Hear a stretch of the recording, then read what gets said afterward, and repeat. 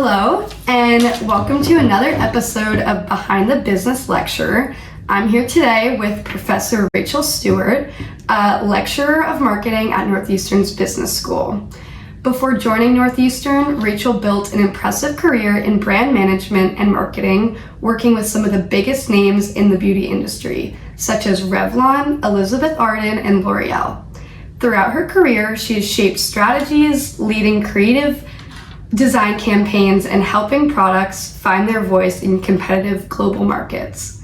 Today, she continues to consult for organizations on their marketing and brand management strategies and brings her real-world experience to the classroom in my advertising and brand promotion class. Thank you for joining me today. And how are you doing? Good. Thank you. Thank you for inviting me. Yes. I'm looking forward to this. Great. So I actually first want to kick it off and just ask what school you went to and what your major was for college. So I went to Bard College, which is a small liberal arts school in the Hudson Valley of New York. Yeah. And I majored in psychology. So, they didn't have a business major, and it turns out that majoring in psychology was a good foundation for going into marketing. And it's also, we did a lot of research, and so that also, and a lot of marketing is analytics, and understanding the consumer and doing the research, and so it's a great foundation. Yeah, totally. That's awesome. And so prior to Northeastern, I know I read a little bit of where you were before, but I just wanted any more background you have on those previous careers, maybe starting at your intro level and kind of walking us through your resume, if you will. Yeah, so after college, I worked for a couple of years, and one of the places I worked was a market research company.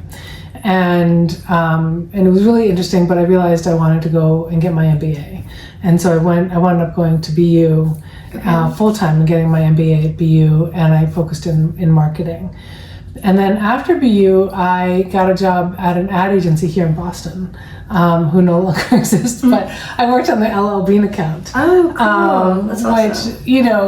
Which, coming from Boston, there's so much heritage in LL Bean. And so it was interesting, but I realized how important it is to work on a brand that you really love. Mm-hmm. And while I liked LL Bean just because of the heritage and growing up with it and such, it was definitely not a brand that I purchased. Mm-hmm. Well, maybe the flannel sheets, but yeah. But and then so that got me. I wound up going to New York City and working on a new product launch, which was for a new company making a new feminine hygiene product. It was a disposable menstrual cup. Okay. And they actually still make them, and I've seen them around now. I think someone bought them, and they still try to kind of peddle it. Mm-hmm. Listen, the only positive thing I can say is it got me to New York. There you go. Which was great. Yeah. There was a lot of problems with the business model, and the client wasted a lot of money. So it wasn't surprising that it failed. But when it failed, I realized I wanted to go back to my passion, which is what I was learning about in graduate school, which was, brand management. So that led me to a career change. And luckily I was in New York City, which is where all the beauty companies are. Mm-hmm. And when you talk about, doing what you love, I just love that industry. I love everything about it. So this is a girl who does it. Who does it? Like the hours spent in CVS. Totally. The hundreds of dollars on unnecessary product. Mm-hmm. Mm-hmm. I am definitely a spender in Sephora. Do we need 5 shampoos? Yeah. I don't think we really need 5 Different shampoos. days of the week. Yeah. And then so that brought you back to Boston geographically, or that was So I was in New York for a while, and then I wound up getting married and having my son, And when my son was, toddler, my husband was relocated to North Carolina. Okay. And then we moved around for about 10 years to different places, and that's when I did some consulting. I stepped out and I had my daughter. I was actually just about to go back to work when we were in North Carolina. Oh, really? Because the body shop was there. No worries. I was actually just about to go back to work because the body shop was there, and who else was there? It was the body shop. Oh, and Burt's Bees. And then I got pregnant. There you go. Okay, well, and then we moved. So, Okay. and then anyway, so then we wound up back in Boston, and I reached out to a friend of mine from business school, Professor Dwayne Lefebvre, and wanted to touch base with him, and he asked me to come and guest lecture for him. And I said, well, what do you want me to talk about? And he said, well, here's my syllabus, talk about anything you want. And so I spent, I don't even know, like an inordinate amount of time creating this lecture. It was like all about, the beauty industry and pricing and branding, and like I was telling you that, especially at a company like L'Oreal, what they do is they really maximize their economies of scale.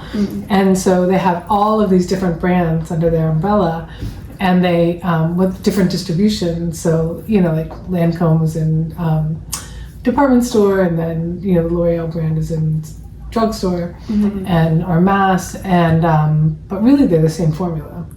So I really want to talk about the difference between the power of branding and then also the power of really good strategy, and how you can leverage economies of scale, and how you can build the belief that this is worth X amount of dollars, and how this market never realizes that it's the same product in this other distribution center, So anyway, so it was really fun, and I had a really good time. And a blast. And then he asked me to do it again, and I realized that I had so much fun, and the students were so fun that I wound up interviewing for a position, and it was good timing because there were two people that had just retired. So yeah. And then you slipped right in. And I slipped right in. Love it. And I'd love to see that original presentation sometime. I think I still have it. Yeah, I'd love to see it if that's what got you here. Well, and it was funny because at that point the chair of the department was Bruce. Oh my God. You have to. Is that Bruce Clark? Yes. Is that him? Yes. Yeah. Bruce Clark. And he interviewed me and said, he was like, well, why do you want to teach? And I said, well, when I was in business school, I took finance class, and I had the best professor ever. Like, he was amazing, and it was a required class, and I was fully expected to hate it. And that's me with all my finance classes, by the way. As a marketing major, finance classes are everybody's worst nightmare. Yeah, I was like, this is not my lane. Yeah. This is going to be horrible. He made it amazing. Like, it was amazing. Awesome. He was so good, and it was.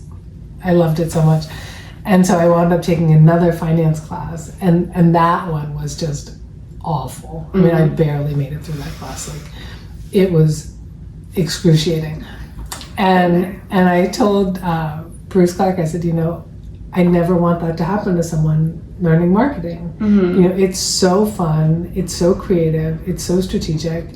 I really want to build an experience that is fun and enjoyable and enlightening.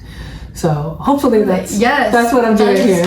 Definitely the case, and maybe we're both biased, but I do think marketing lectures are the most interesting kind of lecture you can go to, because we're watching advertisements from Super Bowls and commercials, and it's all like, it's learnings. It's not just watching for fun. It's seeing these examples and what happened after the fact and the reactions and how we can learn from those examples. it's really interesting. Well, I tell my intro students, because I do teach intro sometimes, and I tell them, I said, my goal is to ruin your life. And I'm sort of kidding, because, you know, the reality is that after you study this stuff, you can no longer just look at it as a passive bystander. You know, you wind up absorbing all sorts of, you know, marketing in a way that you're analyzing everything continuously. Yeah. And you can no longer just sort of be a passive observer and have a good time watching an ad. You know, you're analyzing it, you're critiquing it, you're thinking about how it could have been done better, or, you know, the promotion, or, you know, whatever it is. So there's a way in which, you know, well, my goal was to bring awareness so that, you know, we see the world differently once we have awareness. And it's like all about, because sometimes we'll watch an ad, and then I think you can think about it from so many perspectives, from the perspective of the consumer, the advertiser, somebody who's never heard of the brand and seeing it for the first time versus somebody who's very familiar. And it's just interesting to get those different perspectives. And kind of, I guess, on the topic, transition here of advice to students, one of the questions I wanted to ask, I know we're doing a client-based project, and I'm sure you've done the same throughout your years with other sections, other semesters. And if there's ever been some past work of students that really stuck out to you as something that could really pack a punch and really be used in the real world, and what that was. So I think about one of the things, I mean, we study this in marketing all the time, and it's the idea of differentiation, right? And how are you as a marketer going to, you know, propose this product, brand, or service, you know, in a way that's differentiated in a valuable way compared to the competition.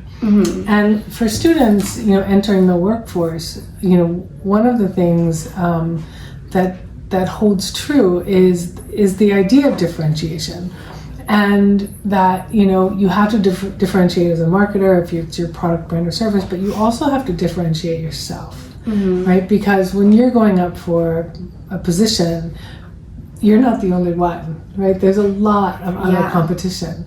And so, you know, any way that you can differentiate yourself, which is why I think that these client projects are so important, and such an opportunity. And I've had students tell me that, you know, they talk about their client project, they bring in their client project. So anything that can show, you know, I can jump into this position and look at the work I've already done. Like, look at how beautiful it is. Look at how strategic it is. Look at how well organized it is. Like, this is what I'm already capable of.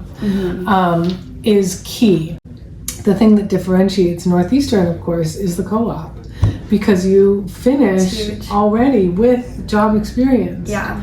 So the more you can kind of tell that story of, you know, I'm already a proven entity, you know, with my co-op, with my projects, with this, but now let me demonstrate who I am.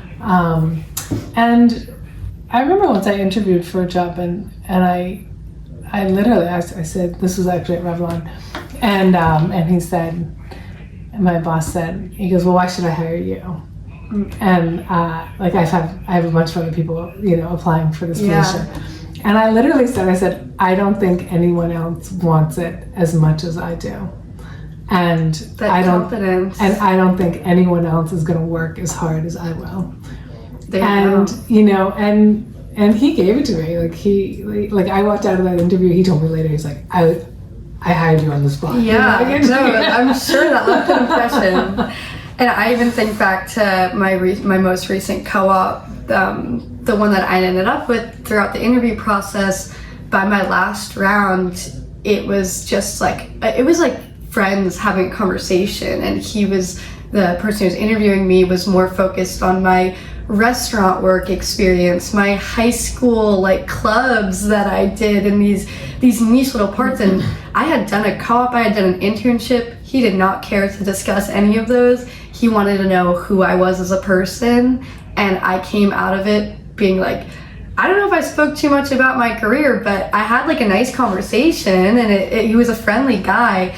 And looking back on it, I think that just good interaction and like showing of your character was what got me the job in the end. So, and I think also to turn all of those experiences into current qualifications. So I'm sure that working in a restaurant, you have to learn how to deal with difficult customers. Totally. But you're going to have to deal with difficult clients or coworkers or stressful projects or, you know, whoever it might be. Yeah. And so to be able to lay that groundwork to say, like, listen, you know, this is a skill that I bring from something completely unrelated. And to build that story, I think, is key. And I also tell students all the time, you know, follow it up with a thank you. Of course, right? yeah. But so many people don't.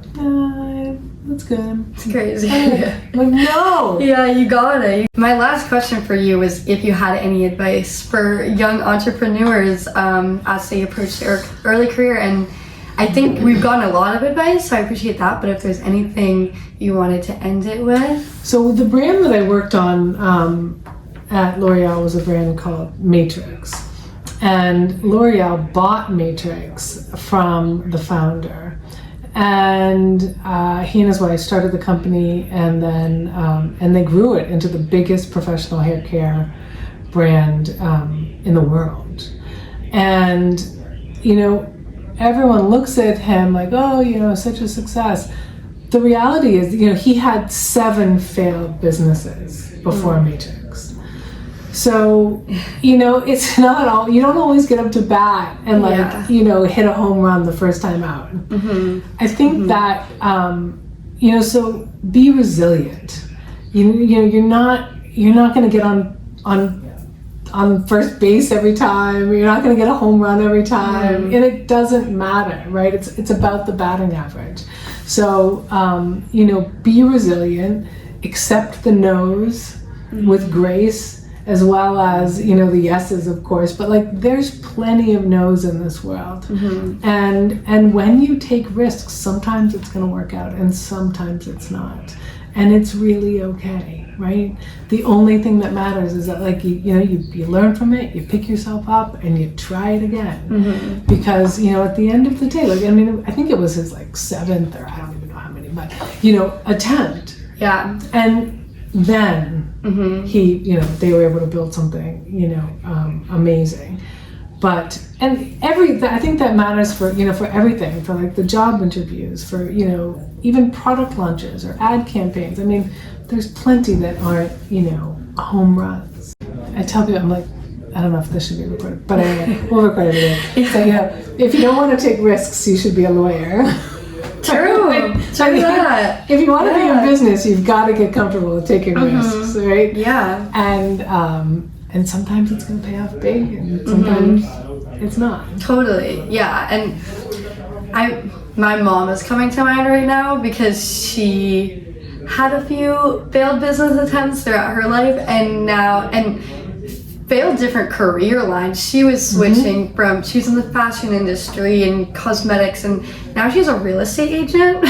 Completely different. And she had all these careers that did not end too well, but led up to a career in real estate that she collected these various experiences to, that she tried and not does well for herself. So it's just, I think the overall theme of kind of our conversation is just that a career is not a straight path, and it really can take you in so many different directions. Life is not linear. Yeah. There's some meme I draw, you know, it's like we think the path is from here to here, but really it's like, woo! Oh, yeah, totally. And then you finally get to this place, you know, you look back and you say, oh, that's interesting. But I think the challenge is, you know, enjoy the ride. Totally. Because some days are going to be hard and some days are going to be amazing, but, you know, really it's your one life, so totally enjoy it. Yeah. Well, thank you so much. That was awesome. Such a great conversation. And I appreciate you coming and speaking with me. Thanks so much for the offer. It was fun. Of course. All right. All right. Bye, friends.